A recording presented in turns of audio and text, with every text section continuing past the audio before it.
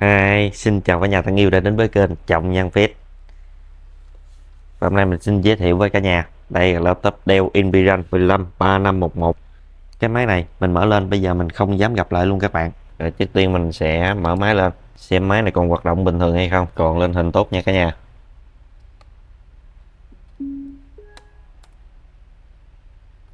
Máy bạn ấy có đặt mật khẩu ha. Giờ mình sẽ dùng cái USB boot của mình tiến hành vào Win Mini để mình kiểm tra. Đây, mình sẽ chọn vào cái USB của mình. Bạn ấy có gửi kèm sạc cho mình. Bây giờ mình sẽ tiến hành mình thử luôn cục sạc của bạn ấy. Vào Win, âm thanh đã có. Mình sẽ kiểm tra cái bàn phím nha.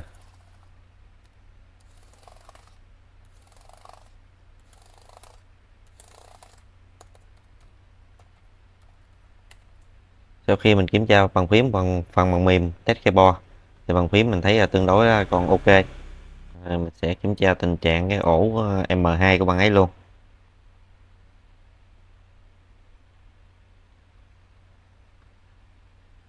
Tình trạng còn được 89%, vậy là ok rồi.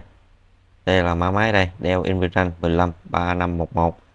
Dòng này là có i5 thế 11, RAM bạn ấy là 16GB. Vậy là máy là mình đã khẳng định là hoạt động bình thường. Bây giờ mình sẽ tắt máy đi. Thời gian bây giờ là cũng 1 giờ sáng nha cả nhà. Bây giờ mình sẽ tiến hành mình làm luôn nha.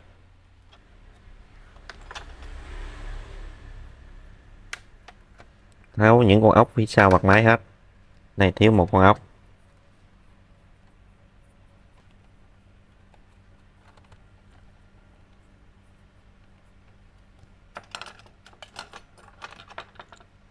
Sẽ tách mình lấy cái mặt đê lên.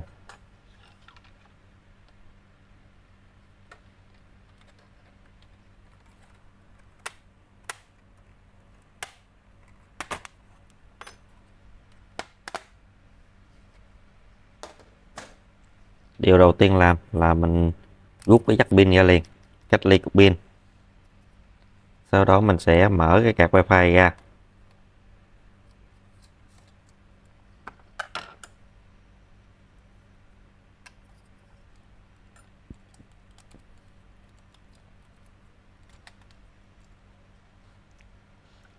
Bây giờ mình sẽ mở những con ốc của bát băng lề này ra. Làm mình phải mở nguyên cụm màn hình ra mới được.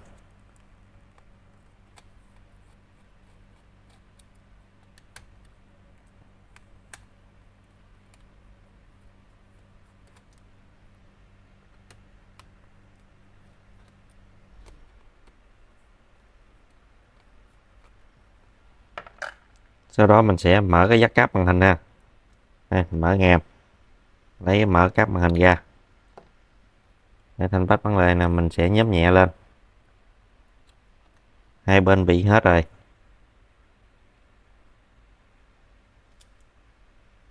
Bên đây thì do cái vỏ nhựa nó hơi yếu và mỏng. Rồi bây giờ mình sẽ lấy nguyên cái cụm C và cái mainboard này ra. Sẽ mở hai cái nắp chụp của cái thanh bản lề ra. Sau đó em sẽ mở cái mặt B ra.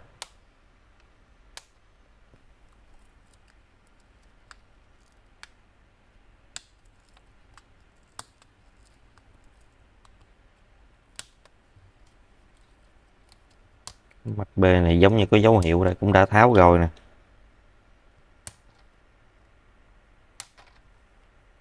Keo đã nhóm lên hết rồi. Cái này còn keo zin là nó cứng lắm cả nhà.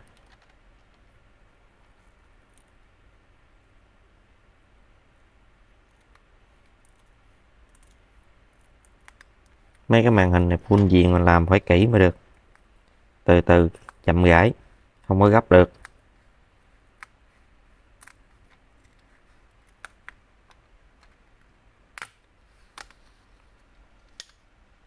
Vậy mình đã lấy được mặt B ra, nên nó dính cái cụm của cái màn hình rồi. Đây thấy không cả nhà, nó rời ra luôn rồi nè.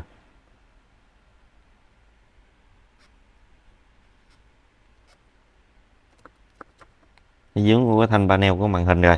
Mình không có lấy cái này ra được, bây giờ bắt buộc mình phải tháo cái màn hình ra. Cái màn hình này coi đã có tháo chưa mà sao không thấy có keo rút ta? Em không hề thấy có keo rút nha.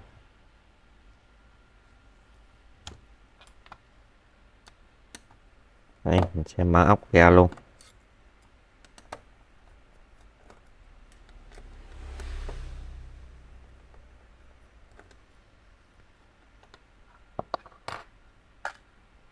Cái màn này không biết có thay thế hay làm chưa. Rồi, bên đây đâu có làm chân ốc bản lề rồi cả nhà ơi. Mình thấy có dấu hiệu keo gì đây nè. Đây, keo đây.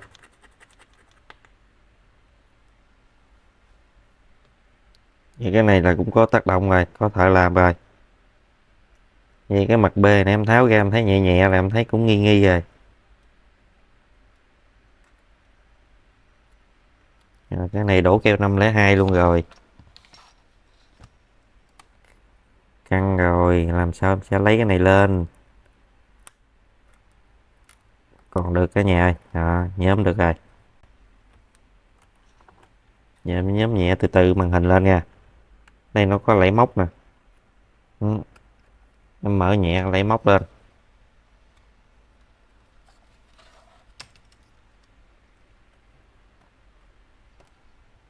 Tương tự bên đây cũng vậy nha.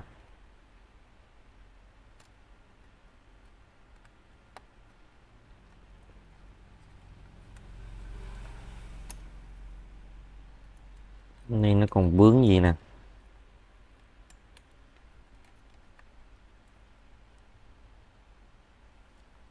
Vướng keo hay gì đây? Sao mà nó hơi cứng cứng thế?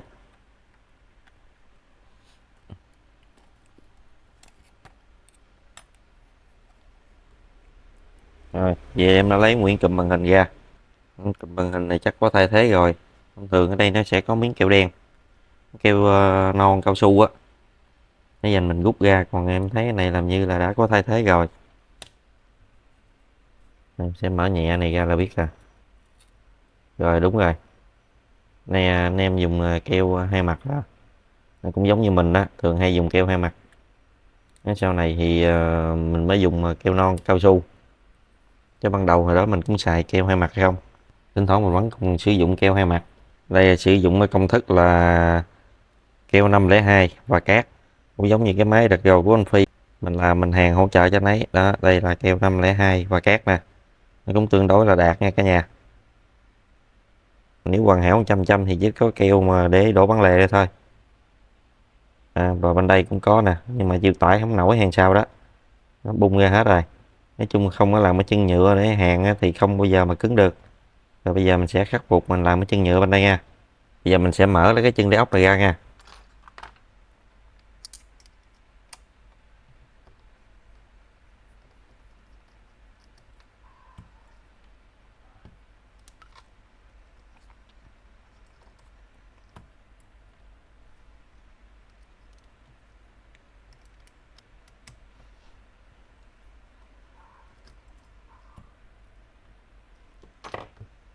Đây mình kiểm tra nè.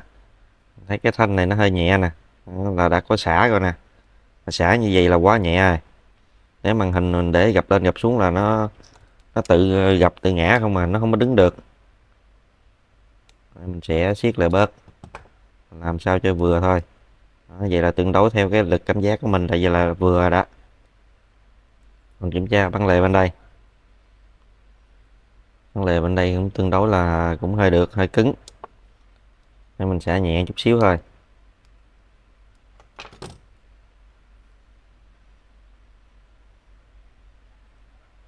Rồi, vừa rồi cả nhà ơi.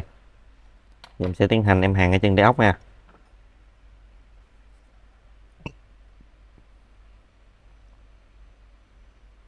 Sẽ để cái chân đế ốc này vào đúng vị trí ha.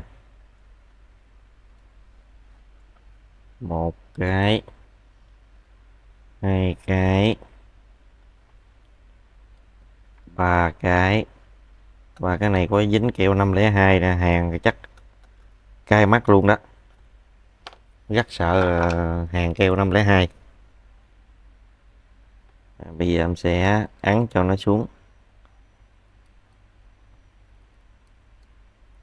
cho nó bám, nó cố định cái chân đáy ốc này trước. Tiến hành em hàn nhựa vào nha.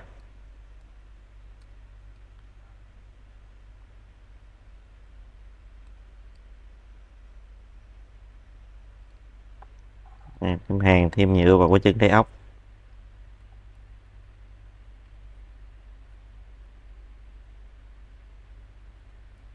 Cái chân đáy ốc này thì nằm ở lọt cái lỗ ở chỗ này nè, nên mình hàn không có hàn dày được, mình hàn cũng là vừa thôi.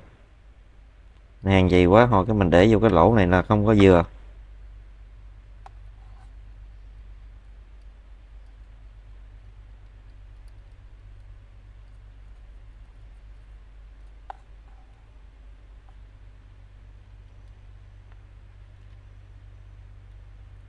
Đấy, không có cái lỗ này á, cái lỗ này nó hơi to hơn chút á, thì mình hàn nó cái chân nhựa này càng dày thì nó càng tốt, nó bám càng chắc.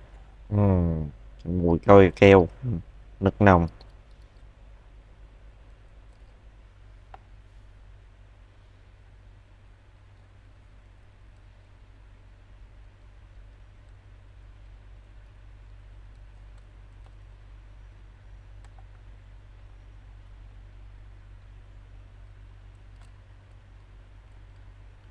Chân đáy ốc này làm thì nhìn cắt cũng là đơn giản, nhưng mà gắt nhiều nơi làm không có cứng chắc được, mình cũng không hiểu.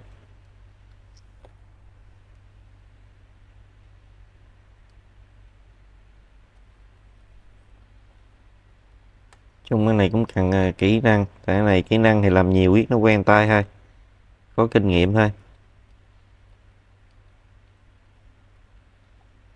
Nếu cả nhà mà muốn thay cái không làm chân đáy ốc này thì cả nhà thì phải thay nguyên cái mặt A này.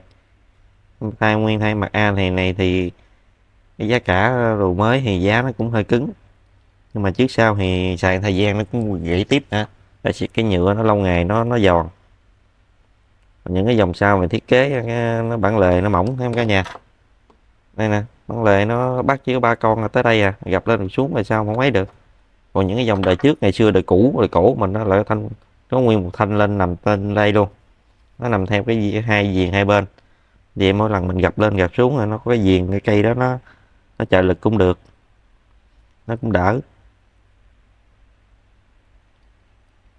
Bây giờ khuya rồi cũng đuối rồi, cái vậy giọng nói nó hơi ghè ghè cả nhà thông cảm giùm em ha.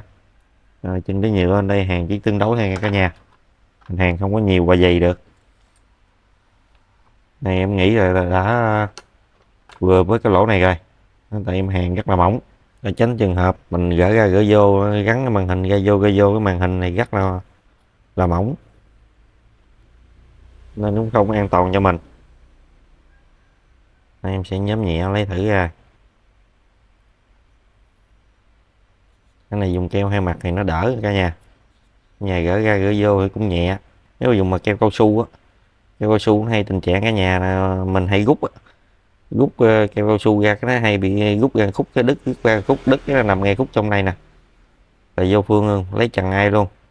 Nếu cái màn hình của khách nó bị hư bị lỗi á thì mình còn dễ, còn màn hình của khách mà đang sử dụng được là gỡ là sức mồ hôi hột luôn. Ở nhà giờ em lấy cũng lấy nhẹ nhẹ nè, em đâu dám lấy mạnh đâu. Rồi giờ lại lấy được ra ha, giờ em sẽ kê vào thử. Đây mình đưa cái thanh cái đầu trên này vào trên đây trước nè, đây lọt lỗ không, đây lọt lỗ cả nhà đó. Tại mình hàng mỏng mà đâu có hàng dày đâu. Rồi bên đây nó do dính, nó là do keo nè, keo 502 nó chảy ra ngoài nè, nó mình hàng vậy là dư nè, hồi cái mình đổ keo nữa là vừa. Nếu mình đổ mà bít bằng chỗ này hồi mình đổ keo rất là khó, như vậy mình hàng là hàng vừa đủ thôi, mình chừa cái khoảng trống để mà hồi mình còn đổ keo nữa. Đó, cái quyết định đạt không đạt là cái từ cái chỗ keo của mình á. Giờ sẽ lấy cái thanh này ra, keo 502 quá dày luôn, này chỉ có lấy máy mài cho nó mài bớt thôi, nhưng mà mài bớt là nó sẽ ảnh hưởng nguyên cái khuôn chân ốc này nữa, nên mình tạm thời bên đây thì còn cứng còn tốt nè, đã đạt rồi thì mình để nguyên, mình không có tác động nha. Mình đã pha keo xong, giờ mình sẽ tiến hành mình bôi cái keo này vào cái chân đáy ốc nha. Mình sẽ bôi xung quanh nè,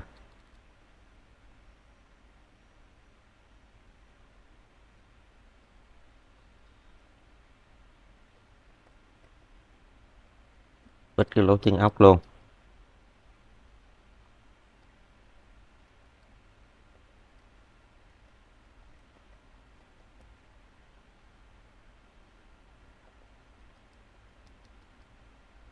Keo như vậy là vô so với máy này vậy là nhiều rồi đó, tại do cái thanh này nó chặn lại rồi, nó chỉ giữ được một chút thôi. Rồi tương tự mình sẽ vào keo bên đây luôn.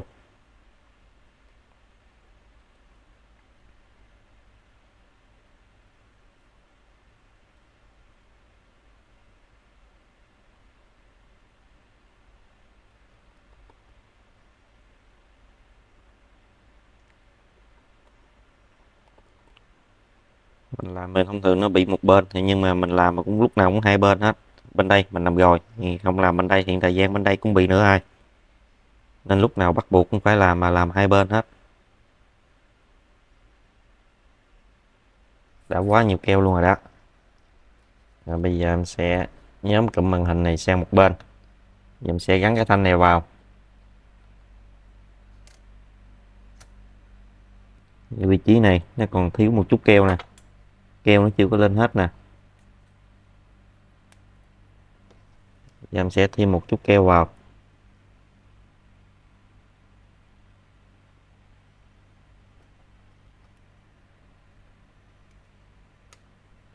Đó, lên keo vậy là được. Và nó dư thì mình sẽ gạt bỏ bớt. Đây, dư mình sẽ gạt bỏ để cho cái thanh keo này nó giữ cố định cái thanh này và cái mặt A này cho tiếp xúc tốt. Đây, vướng cổng cáp anten wifi mình sẽ lấy xích ra luôn. Bây giờ mình sẽ để màn hình vào nha, mình ưu tiên cái ngàm này vào trước nè. Rồi mình hạ xuống, mình ưu tiên cho các móc bên đây vào trước. Rồi đã vào rồi, bên đây thì mình chỉ hạ xuống thôi, coi nó vào đúng hết không. Đây, đã vào đúng hết cả nhà ơi. Bên đây thì không vướng rồi, nhưng mà có bên đây vướng nè, nãy vướng ngay chỗ này nè. Nó cả nhà nó cọ vô cái tấm cái thanh panel nè. Đây cái bo mạch của màn hình nè, để cọ lâu ngày là ảnh hưởng tới màn hình của mình luôn á. Rồi bây giờ em sẽ vặn ốc lại, mình chỉ gặn qua gá gá cho nó cố định vị trí cái thanh bản lề lại. Sau khi mình gắn ba con ốc này xong mình mới siết lại. Đó, đã vào nè. Đó, bây giờ mình siết nè. Đó, bây giờ mình siết cứng tay luôn vẫn được nha, nhưng mà cũng siết cũng vừa tay nha, đừng có siết vừa quá nó tuôn cái chân đế ốc lại. Chờ keo nó khô mới gọi là chắc chắn được. Đó, nhưng mà bây giờ mình cũng đã siết cứng tay được nè, chứng tỏ là cái chân đế ốc mình hàng đã ok ha. Rồi tương tự giờ phía bên đây mình sẽ gắn cái thanh băng lề này vào. Em sẽ hạ này xuống chút xíu cho dễ gắn ốc.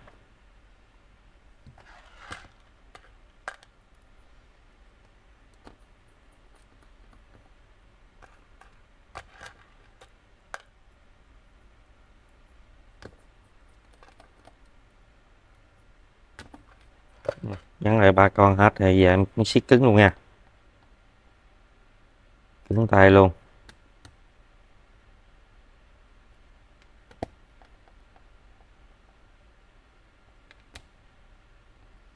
Keo dư mình sẽ vuốt ra cáp màn hình, mình sẽ lòn đi vào cho đúng vị trí như ban đầu. Keo này nè, nó keo hai mặt này nè, để tháo ra tháo vô chắc mình nghĩ cũng nhiều lần hay gì nó bây giờ nó hết dính tốt rồi, giờ mình sẽ gỡ ra luôn.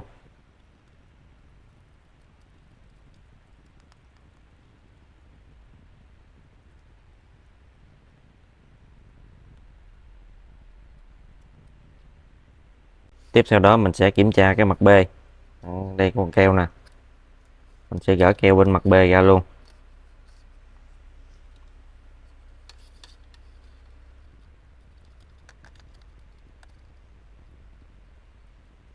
Xong, trước khi mình ghép lại bây giờ mình sẽ gắn gá vào để mình test lại cái màn hình. Đây, mình sẽ gắn cái cáp màn hình vào nha, sau đó mình sẽ gắn pin vào, mình kích nguồn thử. Ok, máy lên hình nha cả nhà. Rồi giờ mình tháo cục pin ra, nên cái thời gian ở trong BIOS nó báo sai, nó báo đát vào thai. Giờ mình sẽ rút pin ra,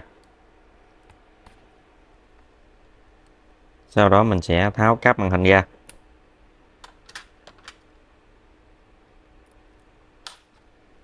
Bây giờ mình sẽ dùng keo mình dán lại mấy cái viền này cho khách ha.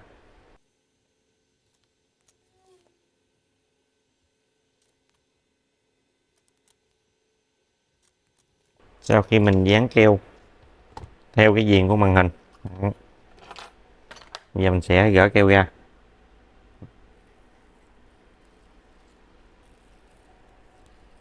Sau đó mình sẽ gắn cái mặt B này vào, để mặt B vào đúng vị trí nha. Ưu tiên mình gắn ở phía dưới trước nè.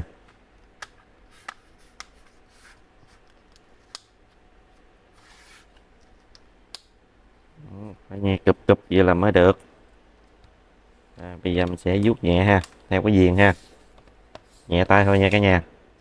Mấy dòng full viền này nhạy cảm lắm, cái mấy màn này còn đỡ, chụp mấy cái màn mà OLED đi là ngồi mà gung mồ hôi luôn á.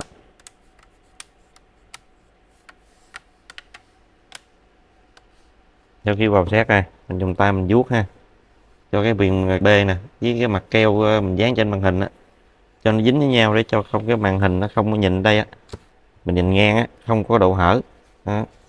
Giờ nó xét hết nè, và trên dưới đều xét hết, vừa cho thẩm mỹ mà vừa để cho bụi nó không có lọt vào. Ok, đẹp nha cả nhà, vào khít hết luôn rồi đó. Tiếp đến mình sẽ gắn lại cái nắp chụp này. Nắp chụp này thấy cái ngàm bọng thì nó như ông già rụng răng hết rồi, bấm có vào không, nó hở hết trơn rồi. Mình đổ vào đây rồi, có đúng không? Nhiều khi anh em trước gỡ ra gắn lại không đúng là sao? Cũng vậy cả nhà ơi, nó rụng răng hết rồi. Mẻ cái răng đây nè.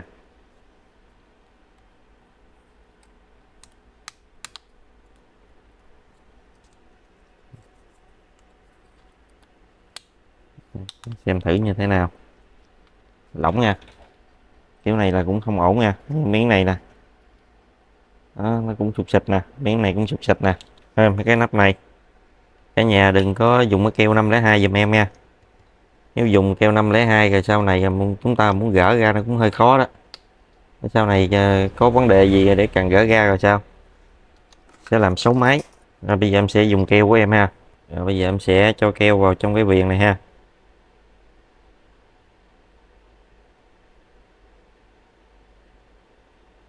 theo hai cái viền hết.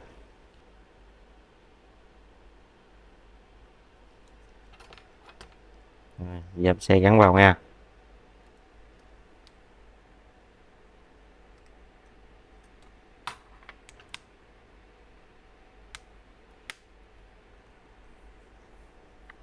Cho bóp vào sát mới được. Sẽ dùng cây kẹp để em kẹp cố định vị trí cho nó vào, nó xét, cho nó khô, lúc nó khô rồi lại vào xét luôn, nó không còn hở nữa. Em sẽ dùng kẹp em kẹp lại.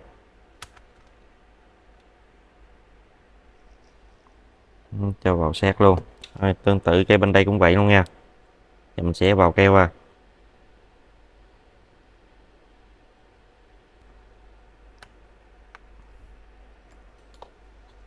Rồi em sẽ kẹp vào luôn nha.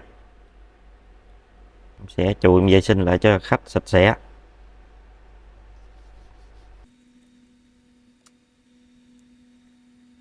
Cái màn này hình như có dán keo thì phải, cái màn này bằng nhám chứ không phải bằng gương kiểu này. Cái này nó có một lớp keo ở đây nè, có thể cái anh này anh kỹ của anh dán keo nè. Nè, nó có bung nhẹ chỗ này nè, cái này là dán keo rồi. Rồi bây giờ mình sẽ gỡ cái kẹp này ra ha.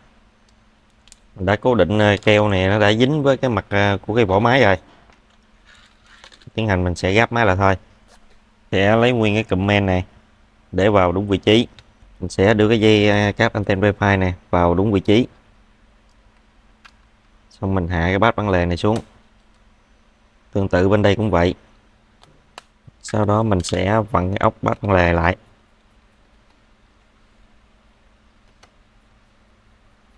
chân đáy ốc ngay chỗ này bị tuôn nè. Mình sẽ mở cái bo này mà lên coi.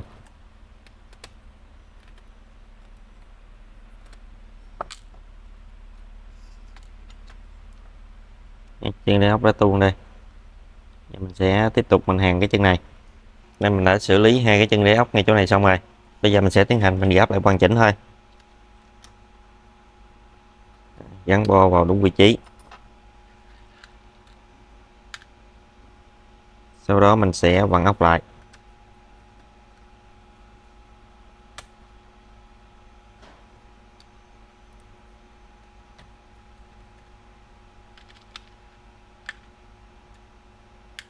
Đây, mình sẽ vặn cái ốc bản lề lại.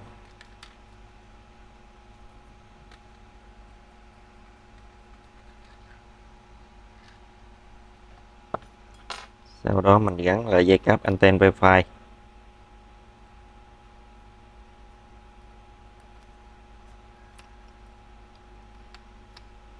Gắn lại card Wi-Fi.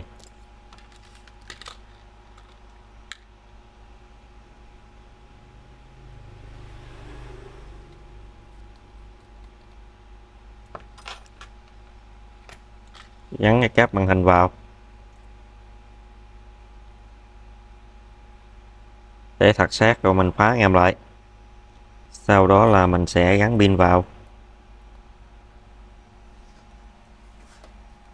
Và mình gắn cái mặt đê vào.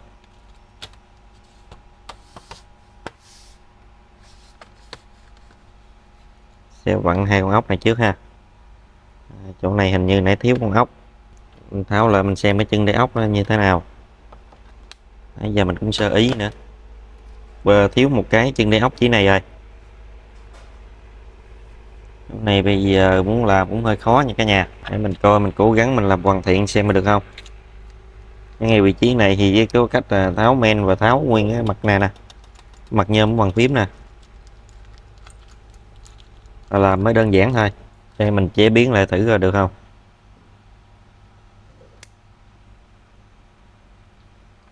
Đây, vừa đây. Mình sao để hàng đây. Để mặt đê mình tạm vào cái chân đáy ốc này nó có dư cao quá không. Vừa cả nhà ơi, vừa luôn. Vừa đụng cái mí rồi luôn. Làm như em này thiết kế dành cho nó hay vậy á. Rồi đây mình sẽ sử dụng một miếng keo vào luôn. Chứ mình không có hàn được.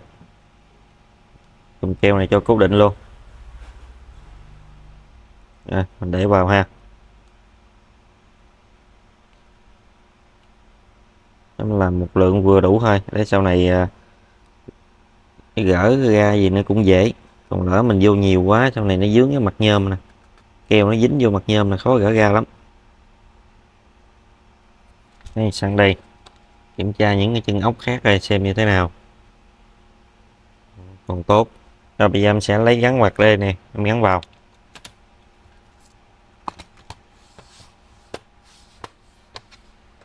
Ngay lỗ ốc không? Chính xác luôn nha cả nhà. Ngay lỗ ốc luôn và vừa luôn. Vừa đụng với cái mặt này luôn. Bây giờ mình sẽ gắn lại hoàn chỉnh ha. Siết ốc lại.